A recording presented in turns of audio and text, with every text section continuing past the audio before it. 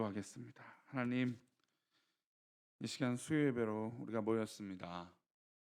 하나님 앞에 우리의 삶을 정리하고 또 지난 주중에 3일간을 돌아보고 또 이 3일에 나와 하나님 앞에 예배하고 또 우리 삶 속에 역사하시는 하나님을 기대하며 나아가는 우리 귀한 성도들, 하나님 이 시간 붙들어 주시고 우리 예배를 받으시며 드려지는 이 예물을 축복하시고 또한 우리 모든 성도들의 기도와 마음과 믿음을 받아 주옵소서.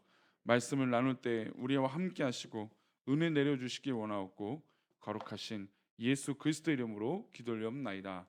아멘.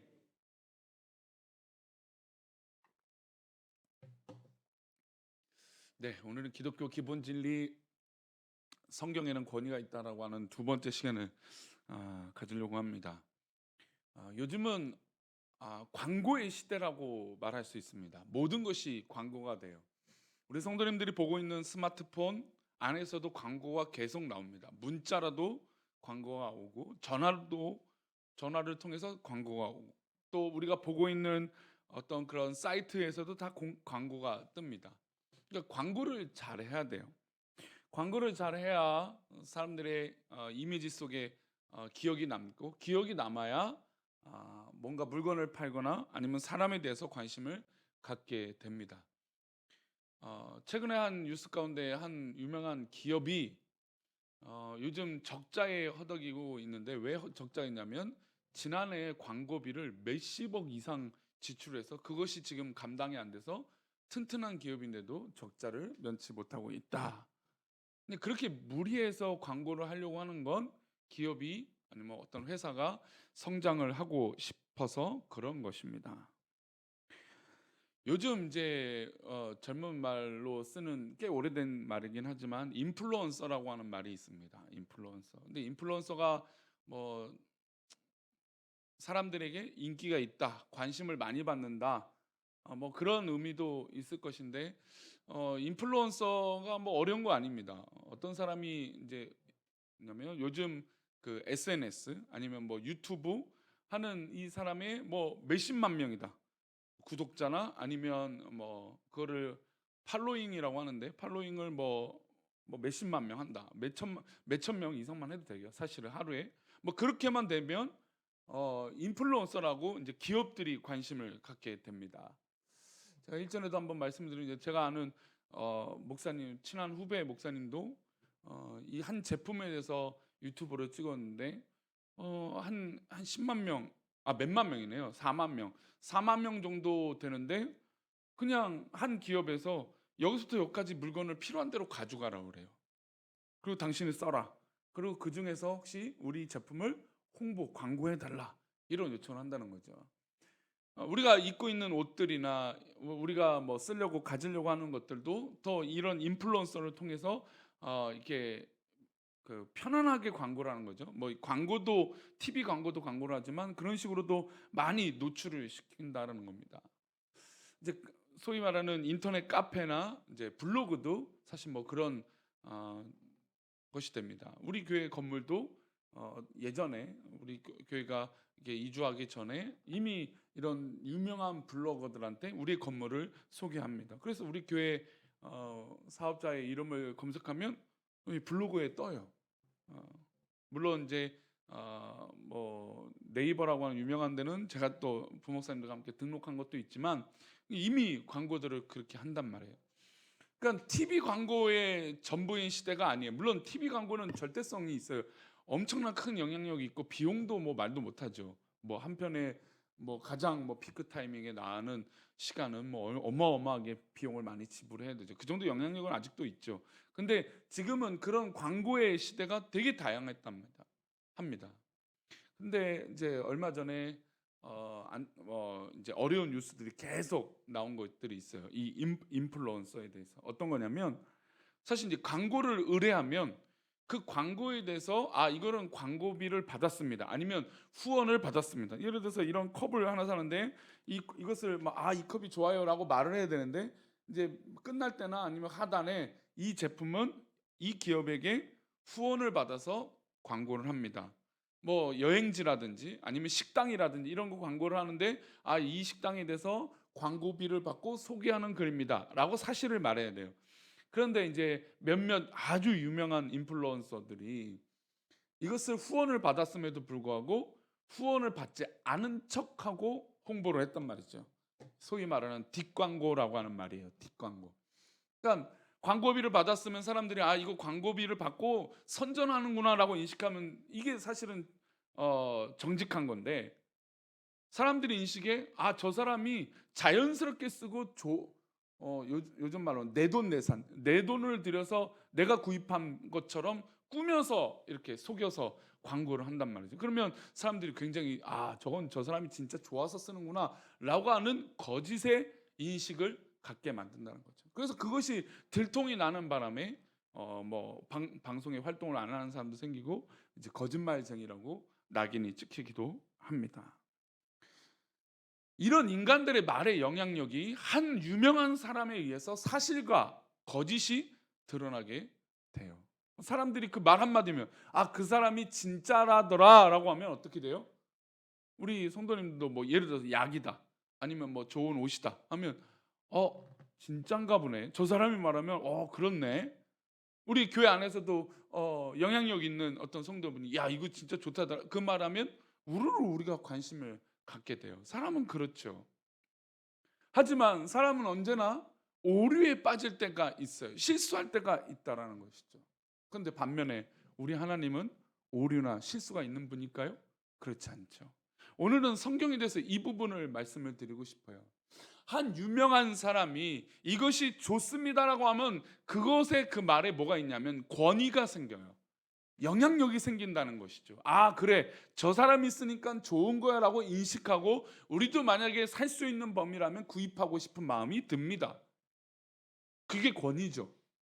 그러나 인간은 말씀드린 대로 그 권위가 오류가 생기기도 하고 꾸며내기도 하고 거짓이 생기기도 합니다. 그래서 요즘 이런 인플루언서가 되고 유명한 유튜버가 되고 그것에 대해서 억지로 만들어내려고 하는 사람이 있어요. 꾸며내서 상황을 거짓으로 만들어서 사람들이 야 진짠가 보다라고 믿게 만들려고 하는 거짓말쟁이들이 엄청나게 많이 생깁니다. 돈을 번다고 하면 거짓말을 수도 없이 만들어서 사람들을 속입니다. 사람들이 호기심을 가질 만한 거라면 그냥 누가 바람이 폈다더라, 누가 어떤 그런 돈을 벌었는데 이렇게 벌었다더라, 없는 말을 만들어요. 근데 사람들은 그런 거에 대해서 호기심이 많잖아요. 진짜로 여긴단 말이에요. 그럼 진짜로 여기면 그때부터 뭐가 생기냐면 그것이 진짜인가 보다라고 하는 권위가 부여가 된단 말이죠. 근데 우리가 알다시피 거짓 뉴스들이 얼마나 많습니까? 그거에 비하면 하나님의 말씀은 많은 사람들이 도전을 했다라는 거죠. 무슨 도전을 했냐면 이 말씀이 진짜냐? 이 성경이 진짜냐? 이 성경이 진리냐? 이 성경이 오류가 없냐? 심지어 번역이라는 게 있잖아요. 우리는 이제 개역개정 사판 개역개정을 우리가 쓰고 있어요. 지금은 한 20여 년 전부터 이제 개역개정이 나와서 이제 총회가 결정해서 우리는 개역개정 쓰자. 근데 요즘은 교회마다 좀 여러 개를 써요. 현대인의 현대어 성경을 쓰는 교회도 있고 여러 가지 이 번역본을 쓰는 교회들이 있습니다. 우리 교단 안에서도 우리 교단은 그래도 조금 보수적인 접근을 하기 때문에 한번 정해놓으면 그거 말고는 다른 거 웬만하면 쓰지 말자. 근데 개역개정도 벌써 이제 20여 년 전, 한 30년 전에 이 언어이기 때문에 말들이 되게 어려워졌어요. 이해하기 좀 어려운 표현들이 많아요. 그래서 계속 그런 이 번역에 그 공을 들인단 말이죠. 근데 좀 더 정확한 원어가 있잖아요. 히브리어, 헬라어. 이 원어에 대해서 조금 더 정확한 해석, 하나님의 뜻이 무엇인지에 대해서 조금 더 정확하게 해석해야 된다라고 하는 그런 이 모습들이 신학자들 가운데도 아직도 많습니다. 예를 들어서 킹 제임스 버전이라든지 아니면 아예 그냥 원어 성경을 옆에 대조해서 보는 성경이라든지 굉장히 다양한 겁니다. 근데 그게 뭐냐면 이 성경이 진짜냐 진리냐라고 하는 그런 접근의 고찰 때문에 생기는 노력의 현상인 것이죠. 근데 성경은 하나님께서 이렇게 말씀하세요.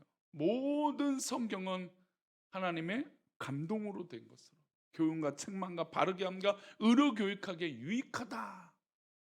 하나님의 영감으로, 하나님의 감동으로 된 것이 바로 성경이라는 겁니다. 그러면 이 성경은 비록 사람이 썼습니다. 사람이 쓰면 실수할 수 있어요. 우리 성도님들 지금 받아쓰기 한 29절, 19절이면 좀 자신감이 있을 거예요. 29절 하라면, 29절을 받아쓰기 하라면 아는 말이 아니에요. 전혀 생소한 말을 29절 받아쓰기에서 쓰라고 하면 100점 맞는 분이 있을까요? 없겠죠. 뭔가 오타가 생겨요. 저도 주보를 검수를 하고 하는데 오타가 생기면 누구보다도 우리 성도들이 바로 알아요. 야, 이거 오타다, 잘못됐다. 연락 오시는 분도 있고 뭔가 잘못됐다라고 얘기하시는 분도 있습니다. 오타가 생기면 바로 알게 돼요. 사람은 듣는 것을 다시 쓴다라는 것, 또 그 알고 있는 것을 들어도 착오가 생기는 게 사람의 손이에요. 그렇죠? 받아쓰기 아는 구절을 또 쓴다고 생각해 보세요. 쓰는데 오타가 생겨요. 마음이 급하거나 아니면 딴 생각 되면 동그라미 그리다가 네모가 될 수도 있고, 받침을 쓰다가 받침을 빼먹는 경우가 생기는 게 바로 인간의 실수예요. 그만큼 인간은 실수를 해요.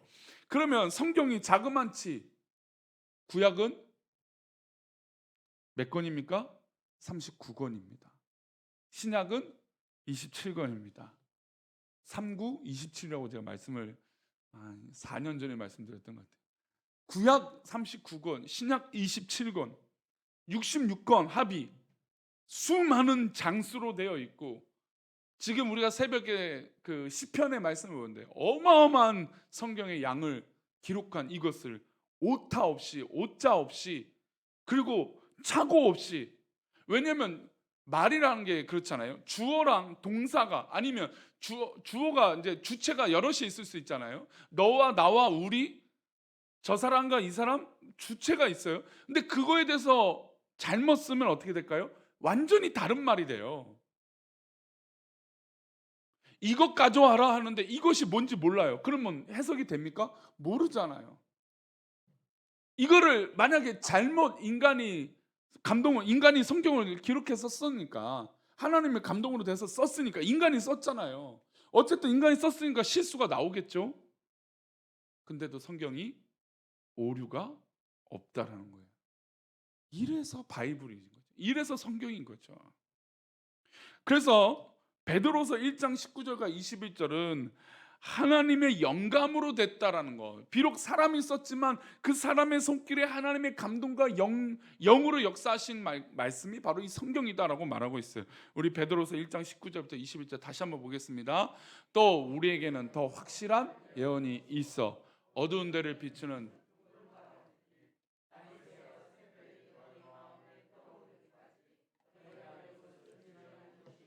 더 확실한 예언이 있어요. 확실하다. 더라고 하는 것은 비교하기 위해서 더자를 쓴 것보다 이것은 확실하다라는 거예요. 자, 그 다음에 20절 21절입니다. 먼저 알 것은 성경의 모든 예언은 사사로이 풀 것이 아니니 예언은 언제든지 사람의 뜻으로 낸 것이 아니요 오직 성령의 감동하심을 받아 사람들이 하나님께 받아 말한 것입니다. 그러니까 성경에 기록한 모든 성경 구절은 성령의 감동하심을 받은 사람들이 하나님에게 받아서 쓴 것이 바로 성경이라는 거예요. 근데 이 성경을 해석할 때 조건이 있습니다. 성경의 모든 예언은 사사로이 풀 것이 아니라는 겁니다. 사사로이 풀면 어떻게 될까요? 이단과 사입이죠. 달리 나오는 게 아닙니다. 자기 마음대로 사사로이 풀어니 그 성경이 내 원하는 대로 해석이 되고 내가 바라는 대로만 생각하니까, 인간의 욕심으로만 해석하니 그러니까 이단과 사이비가 되는 것이죠. 거짓말을 왜 할까요? 거짓말을 왜 합니까? 했던 말에 들키지 않기 위해서 또 거짓말을 하는 것이죠. 그러면 사사로이가 푼다는 건 이것이에요. 내가 내 마음대로 해석했는데 정당화를 해야 되잖아요. 그러니까 성경을 또 내 마음대로 또 풀어가는 거예요. 사사로이 푸는 것이죠. 그러니까 이단과 사이비가 되는 것입니다. 성령의 예언은 사람의 뜻으로 낸 것이 아니다. 근데 사람의 뜻으로 해석하는 것, 제가 죄송하지만 설교를 하고 아니면 어떤, 제가 아무래도 강단에서 말을 많이 하니까 저는 그 말을 듣는 걸 참 좋아하지 않아요. 목사님이 오늘 나에 대해서 말씀하신다. 목사님이 오늘 나에 대해서 이거 찝어서 얘기하는 것 같아. 이런 얘기를 종종 하시는 분들이 있어요. 그리고 시험에 들면 그렇게 들리나 봐요. 근데 제가 정말 노력하는 것 중에 하나가, 뭐 이것도 뭐 노력이 또 저의 사사로운 프로그램이 될 수도 있지만, 그렇지 않다라고 좀 말씀을 솔직하게 드리고 싶은 건, 저는 설교를 이미 일주일 전에 끝내놔요. 적어도 뭐 금요일 같은 거, 어떤 뭐 새벽기도 같은 거 그 이전 주에 끝내놔요. 주일 설교도 이미 월요일 화요일 안에 다 아웃라인이 끝나 있어요. 장로님들하고 당회를 하는 것도요, 이미 다 장로님들에게 다 말씀을 들어놓은 걸로 결정이 나요. 우리 장로님들 회의도 거의 모든 분들이 이런저런 얘기를 하다가 결론이 난 것만 딱 끝내요. 결론이 나지 않은 건 한 주 또 기도해 봅시다. 또 생각해 보시죠. 그리고 그렇게 어려운 문제는 제가 미리 말씀을 드립니다. 한 달 전이나 3주 전에 이런 계획이 있으니까 우리 장로님도 한번 고민해 보십시오. 어떤 게 좋을까요? 라고 합니다. 이런 노력을 왜 하냐면, 어떤 결과 때문에 누구를 향해서 했던 말을 전 듣고 싶지 않은 목사이기 때문이에요. 목사가 어떤 뭐 그런 말이 있죠. 돈이 없지 가오가 없냐. 뭐 누가 뭐 배우가 그런 말을 했다고, 누가 말한지 모르겠지만 어쨌든 저의 목사적인 가오는요, 가오가 좋은 말입니까? 모르겠습니다. 하여튼 저의 자존심은요, 누구 한 명을 두고 설교하고 싶은 목사가 아니에요. 누구 때문에 설교도 안 해요. 저는 누구 때문에 하는 설교라면 저는 그건 망하는 설교라고 믿는 사람이에요. 그리고 웬만하면, 물론 예화라는 게 제 머릿속에 나오는 예화가 뭐 얼마나 다양하겠습니까? 그런 예화가, 제가 꼭 그 얘기를 하죠. 얼마 전 했던 얘기입니다. 지난번 했던 얘기입니다. 사실 그것도 저는 되게 싫어서 그렇게 말을 하는 거예요. 근데 어떤 분들은, 제가 어렸을 때 그래요. 그러니까 이게 뭐 그렇게 하는 분을 비난하는 게 아니라 저는 그렇게 체득이 됐어요. 그냥 분명히 지난주 했던 예화인데 또 하시는 거예요. 근데 다음 주에 또 그 예화를 해요. 아니, 아무리 우리가 잘 잊어버리지만 했던 말을 저렇게 뻔뻔하게 할 수가 있냐. 저는 그게 어렸을 때 그게 되게 싫었나 봐요. 그래서 저는 그냥 혹시나 했던 것 같으면 꼭 그 얘기를 해요. 일전에 제가 말씀을 드렸던 내용입니다.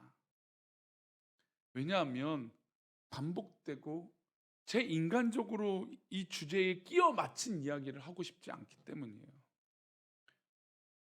그런 노력을 해도 인간적으로 되는 게 이 목사거든요. 실수를 하는 게 목사잖아요. 그렇죠? 다시 한번 말씀 보여주세요. 베드로서 1장 20절 21절. 먼저 할 것은 성경의 모든 예언은 사사로이 풀고, 그러니까 목사가 사실은 사사로이 풀 것에 되게 많이 노출이 된 사람이에요. 그렇잖아요. 목사도 감정이 상하고, 목사도 어떤 상황이 있어서 그냥 이것이 합리적으로 답을 찾거든요. 저도 하나님 고민이 있으면 성경을 읽다 그 답을 찾으려고 해요. 그런데 제 입장으로만 생각하면 사사로이 풀게 되죠. 그래. 그러니까 교회는 정죄가 많아지는 거예요. 성경 말씀에.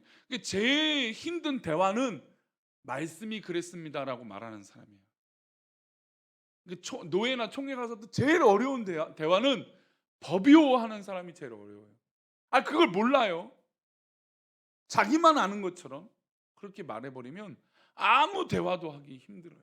근데 그걸 말하려고 하는 것이 아니잖아요. 성령의 감동하심이 어떤 것인지. 그래서 제발 우리 성도님들 혹시나 그렇게 느껴질 때는 그렇게 말하세요. 우리 목사님이 사사로이 말씀을 풀지 않게 해달라고. 사사로이 인간적인 마음으로 설교하지 않게 해달라고. 감정으로 섞여서 설교하지. 이러면 또 저도 감정을 받은 거네요. 그죠? 네? 그렇게 되지 않게 해달라고 기도해 주세요. 그래서 저는 이제 어떤 그런 시리즈 설교를 하는 게 좋아요. 그리고 성경 구절을, 성경 본문을 정해놓고 하는 것들이 좋아요. 그래서 주일은 지금은 어떤 거에 대한 설교를 하고 있습니까? 주일은 보혈의 은혜에 대해서 얘기를 하고 있어요. 금요기도에는 뭐에 대해서 설교하고 있습니까? 고난에 대해서 지금 설교를 하고 있습니다. 새벽은 성경을 정해놓고 하고 있죠. 우리 맥체인 성경 읽기표 중에 한 단락인 지금 시편의 부분들을 나누고 있어요. 수요일은 교리책, 나중에 이제 좀 지나면 제가 이 근본을 갖고 있는 이 교리책에 대해서 소개도 해드릴 건데, 제가 첫 시간에 했죠. 이 교리책을 이 가지고 제가 중심을 가지고 해요. 그러니까 그런 이유는 무엇이라고요? 혹시나 사사로이 풀까 봐요. 그래서 어떤 분들은 목사님 왜 이렇게 주제 설교를, 그러니까 저에 대해서 어떤 그런 시리즈 말고 왜 주제 설교를 안 하세요라고 묻는 분도 있어요. 그러니까 주제 설교하면 상당히 편하거든요. 잔소리도 많이 할 수 있어요. 뭐 예를 들어서 헌금도 주제죠. 직분도 주제예요. 그렇죠? 우리 일상생활도 주제예요. 그거 말하면 할 예화도 많고요. 할 이야기도 엄청 많아요. 왜냐면 쉽잖아요. 잔소리하는 건 뭐 누구나 잘할 수 있는 것들이거든요. 근데 혹이나 진짜 그것이 사사로이 풀까 봐 이거예요. 그러니 이 마음을 아시고 우리 성도님들도 정말 하나님 앞에 그 말씀, 그러니까 혹이나 목사가 사사로이 말을 할지라도 어떻게 들어요? 성령의 감동으로 들으시기를 축복합니다. 목사도 그런 노력을 하겠지만 성도님들도 그것을 분별해서 하나님의 말씀이다, 하나님의 뜻이다라고 구별할 수 있는 은혜가 있기를 축원합니다. 이래서 성경은 권위가 있는 거예요. 우리가 그런 노력을 하니까 권위가 더 있는 거죠. 당연히 하나님 말씀하신 거니까 권위가 있는데 그것을 믿고 따르는 우리에게도 그런 노력이 있으니까 더욱더 그 권위가 높아지는 것이죠. 그런데 교회가 하나님의 말씀을 지키지 않고 하나님 말씀대로 행하지 않으니까 권위가 땅에 떨어지죠. 거 봐라, 믿는 사람들 뭐 저러니, 그런 얘기가 나오는 겁니다. 세 번째, 성경이 제공하는 계시는 최종적이에요. 무슨 얘기냐면 성경에 반하는 것이 무엇이든지 오류예요. 그러니까 성경에 말씀하신 모든 진리를 반한 말은 다 거짓이고 오류라는 것이죠. 우리 이사야 8장 20절입니다. 읽겠습니다. 시작. 마땅히 율법과 증거의 말씀을 따를지니 그들이 말하는 바가 이 말씀에 맞지 아니하면 그들이 정녕 아침 빛을 보지 못하고. 하나님 말씀에 말씀한 바와 맞지 않으면 이것은 있을 수 없는 일이고 빛이 비춰지지 않는다, 어두운 가운데 있게 되는 것이다라는 것이죠. 갈라디아서 1장 8절과 9절 말씀도 보겠습니다. 읽겠습니다. 그러나 우리가 혹은 하늘로부터 온 천사라도 우리가 너에게 전한 복음 외에 다른 복음을 전하면 뭘 받아요? 저주를 받을지어다.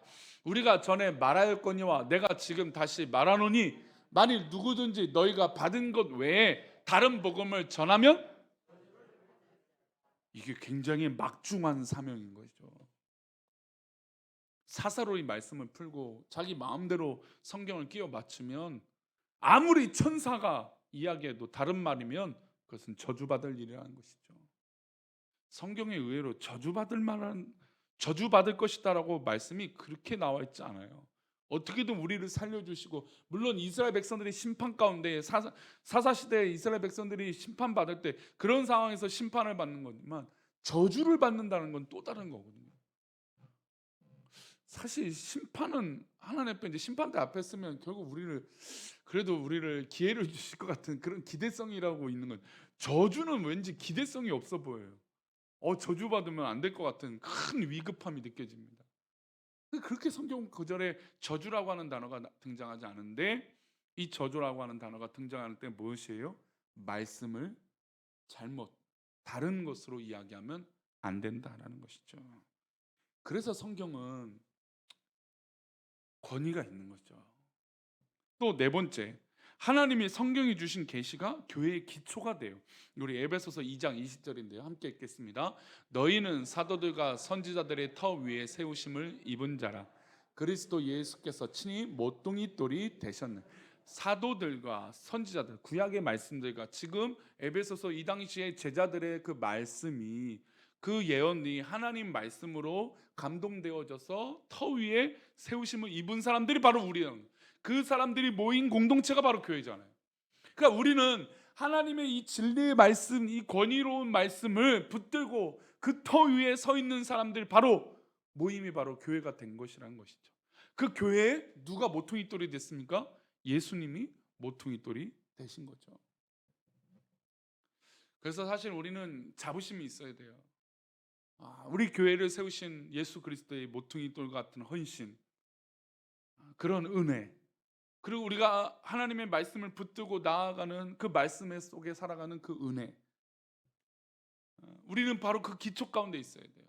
그러니까 교회는 계속해서 말씀의 기초에 세워지도록 노력하는 공동체가 아름다운 공동체가 됩니다. 제가 이런 얘기를 하다가 이제 얼마 전에 우리 시차례 목사님이 그 얘기를 하시더라고요. 그 수많은 전 세계 교회들이 어려움이 있잖아요, 그렇죠? 부흥이 안 되고 정말 식어지고. 근데 유럽의 교회들은 진작에 우리 나라 현실보다 60년, 100년 전부터 교회가 쇠락의 길을 걷고 있었어요. 쇠퇴의 길은 얼마든지 막 열심히 할 노력이 있죠. 근데 최근에 독일의 교회들 중에 부흥하는 교회들이 있대요. 참으로 고무적이죠. 야, 독일 어떻게 부흥할 수 있나? 독일 하면 오히려 굉장히 더 딱딱하고 또 어려움이 있지 않을까 했는데 조사를 해봤더니 어떤 교회냐? 한국 교회 같이 사역하는 교회가 부흥한대요. 원래 사실 유럽의 교회는 주중에 모이지 않거든요. 그냥 주일 예배 딱 그분만 모으고 새벽 예배 안 드리죠. 근데 독일의 교회에 부흥하는 교회를 보니까 새벽 예배 드리고 주중에 모여서 교제하는 교회가 부흥한대요. 그래서 그 친구 목사님이 힘내라고 한국교회, 놓지 말라고 한국교회. 결국 그러면 또 하나님 쓰신다고 그런 응원을 했다는 얘기를 들었습니다. 그럼 우리는 모여서 뭐 할까요?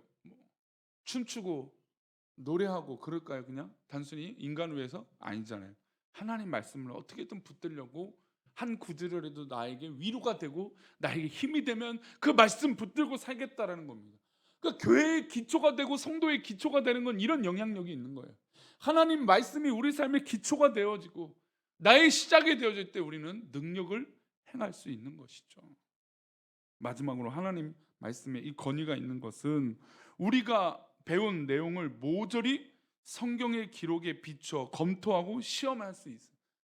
아까 말씀드린 대로 성경에 대해서 번역의 오류라든지 또 이 성경의 원본에 대해서 도전이 있을 거 아니에요. 이 뭐 히브리 말 그 또 어려운 말이 뭐 그 몇천 년 전에 있던 기록들이 나오는 게 맞느냐? 그런 도전이 있을 거 아니에요. 이 무슨 성경 말씀이 수천 년이 됐는데 그게 사실이야? 뭐 그런 도전이 있을 거 아니에요. 그런 원문에 대한 원어에 대한 도전들이 있을 거죠. 근데 그걸 연구하는 사람들이 이스라엘 땅 지금 현재도 많은데 약 50년 전 정도 전에 최근에도 한 30년 전에도 있었지만 성경의 원본들 이제 소위 말하는 그 파피루스에 또 그 이전에 기록되어 있던 성경 원본이 발견이 돼요. 대표적으로 사해사본이라고 하는데 그 성경의 원본의 히브리어 글이 우리가 알고 있던 히브리어 원문하고 똑같은 거예요. 단 한자도 틀리지 않는 거죠. 그 사람들이 놀라는 거죠. 야, 이 성경이 그냥 꾸며낸 이야기가 아니다. 왜요? 기록된 것이 다 같으니까. 제가 일주일 전에도 그런 얘기 드렸지만 과학자들이 성경이 오류다라고 접근하다가 어떻게 돼요? 오히려 하나님을 믿게 된다잖아요. 의사들이 아무리 과학적인 의술로 생명을 다루다 보다가 도전을 해요. 그러다가 꼬꾸라져서 하나님 믿는 경우가 생긴다죠. 그러니까 참 신기해요. 성경이 오르다, 성경이 잘못됐다라고 접근하다가 뒤집어지는 사람들이 있다라는 거예요. 그래서 사실은 성경에 대한 도전을 하는 것이 저는 꼭 나쁘다라고 보는 것은 아닐 수도 있어요. 왜요? 물론 성경을 대적하는 경우는 또 틀리죠. 그러니까 성경을 이해하고 성경이 맞느냐 안 맞는지 그런 접근적인 사고는 굉장히 좋잖아요. 우리 아이들도 부모님께 왜 질문합니까? 자기가 이해가 안 되니까 질문을 하잖아요. 엄마 아빠 이게 맞아요? 라고 질문합니다. 근데 그것이 잘못됐다라고 말하지 않잖아요.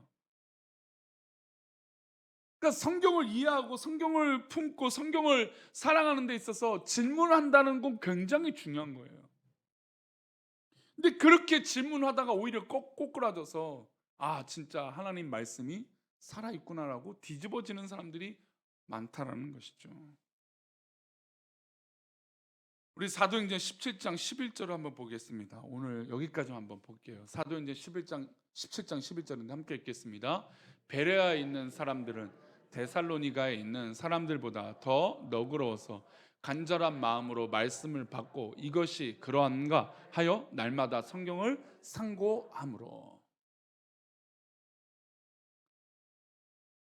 베레아에 있는 사람들은 데살로니가 있는 사람들보다 더 너그러워서 간절한 마음으로. 이게 좀 사실 이해가 되지 않죠?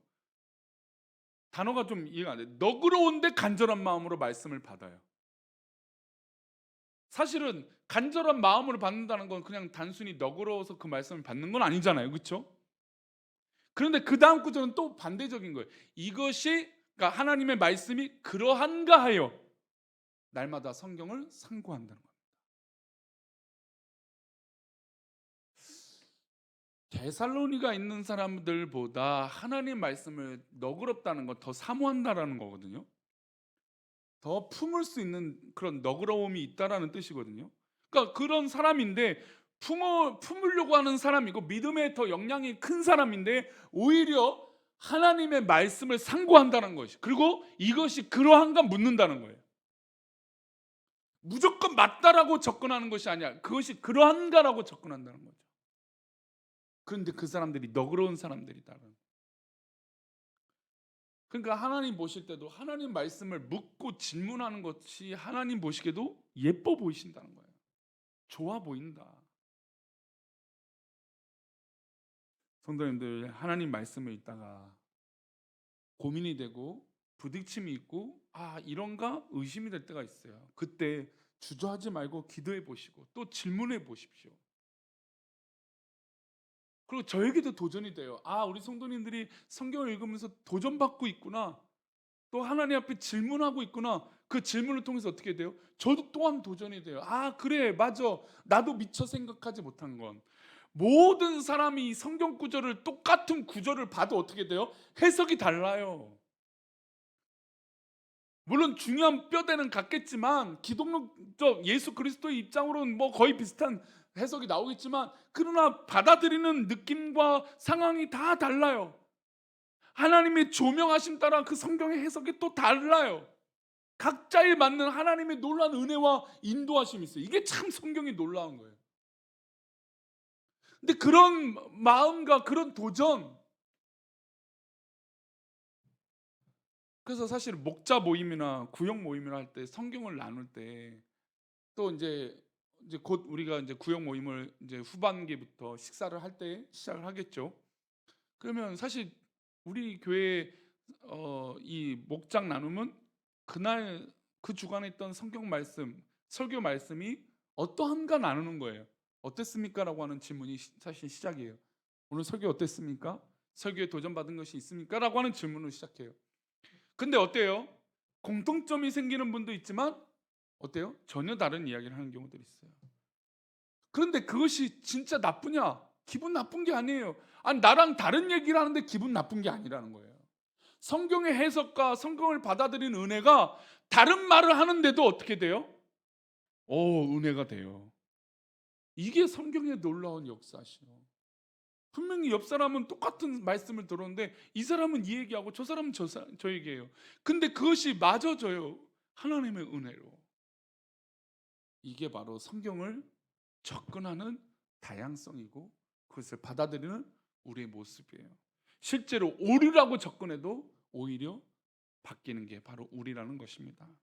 사랑하는 우리 교회 성도님들, 또 이 설교를 듣고 있는 우리 모든 지체분들, 하나님 말씀은 권위가 있습니다. 그냥 바로 아멘하면 좋지만 아니더라도 질문해 봅시다. 저는 사실 이거예요. 질문해 보세요. 우리가 늘 평소에 권위라고 정말 하나님 놀라운 말씀이라고 느끼면 바로 아멘이 나와요. 근데 평소에 그걸 못 느끼면 또 생각이 돼요. 근데 저는 그게 나쁘다고 보는 게 아니에요. 질문해 보세요. 하나님 앞에 기도해 보세요. 그러면 한 제품을 써봤을 때 확신이 들 때 말하잖아요. 여행을 가도 그곳에 가봐야 좋다라고 말할 수 있잖아요. 저는 무턱대고 여행을 가지 않습니다. 그냥 좋은 곳이라고 증명이 돼야, 그리고 여러 번 고민해봐야 갑니다. 그리고 그것이 만약에 좋은 곳이라면 또 다른 분들을 모시고 갔으면 좋겠다라고 하는 마음이 듭니다. 경험해봐야 그렇죠. 성경 말씀도 우리는 나눠보고 경험해 봐야 이 말씀이 우리의 말씀이 돼요. 물론 가끔 그 말씀이 전부인 것처럼 딱 빠져서 살면 안 되겠지만, 그러나 늘 이런 노력과 열심이 있다면 저는 우리 성도님들의 말씀의 영향력이 하나님의 권위 가운데 풍성해질 줄 믿습니다. 그러니 하나님 말씀 의심하지 말고 오늘도 온전히 하나님만 바라보고 나아가는 우리들 되기를 축원합니다. 이 시간 우리 온 마음 다해 찬양하시고 우리 말씀을 기억하면서 기도하겠습니다.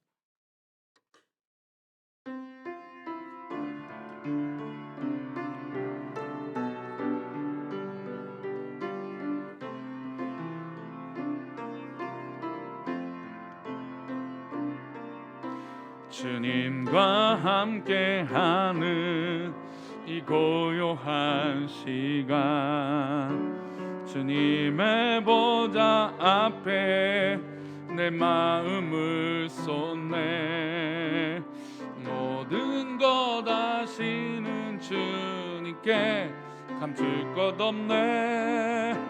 내 마음과 정성 다해 주 바라나이다.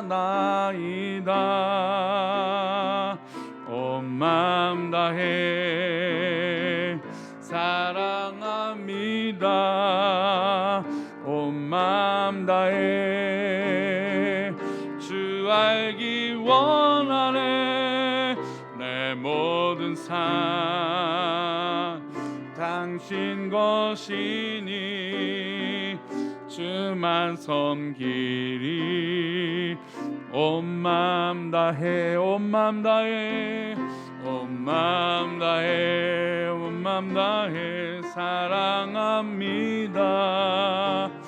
온 마음 다해 주 알기 원하네.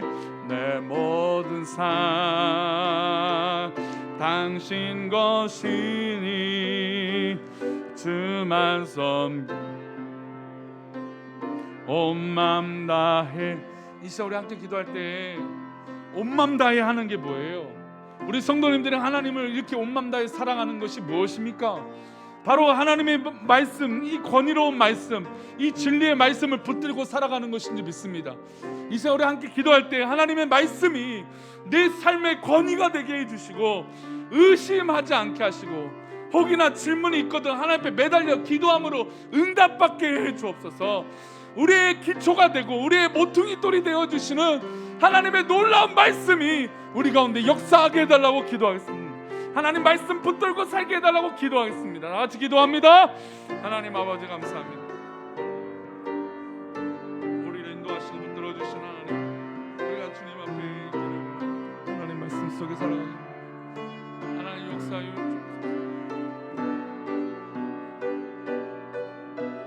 주님의 은혜 가운데 살아가며 주님의 영광 가운데 숨는 주님의 사신. 오 주님 붙잡아 주옵소서. 오 주님 도와주옵소서. 주님의 돌보심과 인도하심이 가득한 가운데 살아갈 수 있도록 부르려 하나님의 말씀 앞에 의심의 안개가 사라지게 하시고 이 놀라운 하나님의 말씀을 붙들고 나아가는 우리가 되게 도와주옵소서.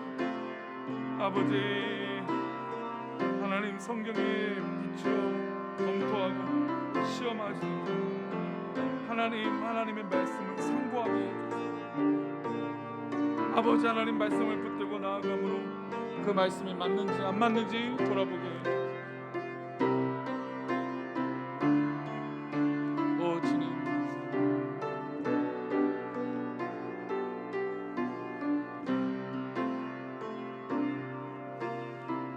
우리 한 가지 더 기도할 때 이 시간 우리 가족과 우리 성도님들의 기도 제목을 위해서 기도하겠습니다. 우리 성도님들의 자녀들이, 우리 가족이 하나님의 말씀 가운데 서게 해달라고 기도합시다. 우리 성도님의 사업장이, 성도님들의 직장이, 사업터위 정말 하나님의 말씀으로 서 있게 해달라고 기도합시다. 우리 자녀들이 하나님 말씀 가운데 서게 해달라고 기도합시다. 우리 손주들이 하나님의 말씀 가운데 서게 해달라고 기도합시다. 그리고 우리 성도님들의 고민과 염려와 기도 제목이 있거든 이 시간 기도합시다. 하나님 해결하여 주옵소서. 인도해 달라고 이 시간으로 다 같이 우리 가족과 사업터와 직장과 우리 성도님들의 고민과 염려와 문제를 위하여 하나님 해결해 달라고, 주님의 말씀 가운데 해결해 달라고 이 시간으로 다 같이 기도하겠습니다. 같이 기도합니다. 하나님 아버지 감사합니다. 우리를 붙들어 주시고 주님의 크신 은혜 가운데 우리가 말씀을 보여잡고 살아가고, 하나님 그 말씀 보여잡고 우리가 승리하게 하여 주시고, 그 말씀 속에 살기에 부족하면 우리 모두가 되게 도와주옵소서. 주님 인도하여 주옵소서. 주님 붙잡아 주옵소서. 아버지 하나님, 그래서 하나님 기뻐하신 놀라운 역사 되게 하여 주시며, 그 영광 가운데 살기에 부족함이 없는 우리 모두가 되기를 원하오니 하나님 붙잡아 주시고 인도하여 주옵소서. 주님의 돌보심, 주님의 돌보심, 주님의 그 크신 은혜 우리가 살아갈 수 있도록 복을 내려 주옵소서.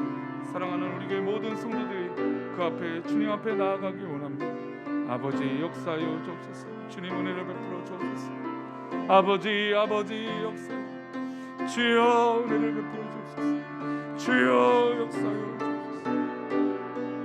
아버지 은혜를 베풀어 주옵소서. 아버지 역사하여 주옵소서. 아버지 은혜를 베풀어 주옵소서. 하나님의 크신 계획으로 나아갑니다.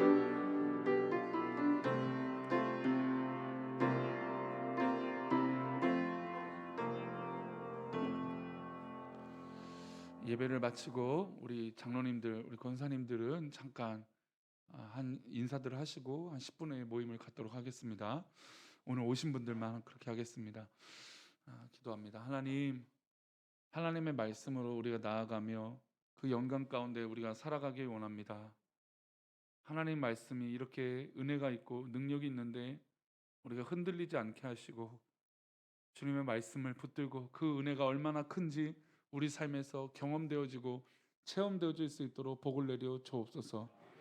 사랑하는 우리 교회 성도들, 우리의 삶이 하나님 말씀의 기초 가운데 서 있는 줄 믿사오니 이 말씀 부여잡고 오늘도 승리하는 우리 모든 삶이 되도록 붙들어 주옵소서.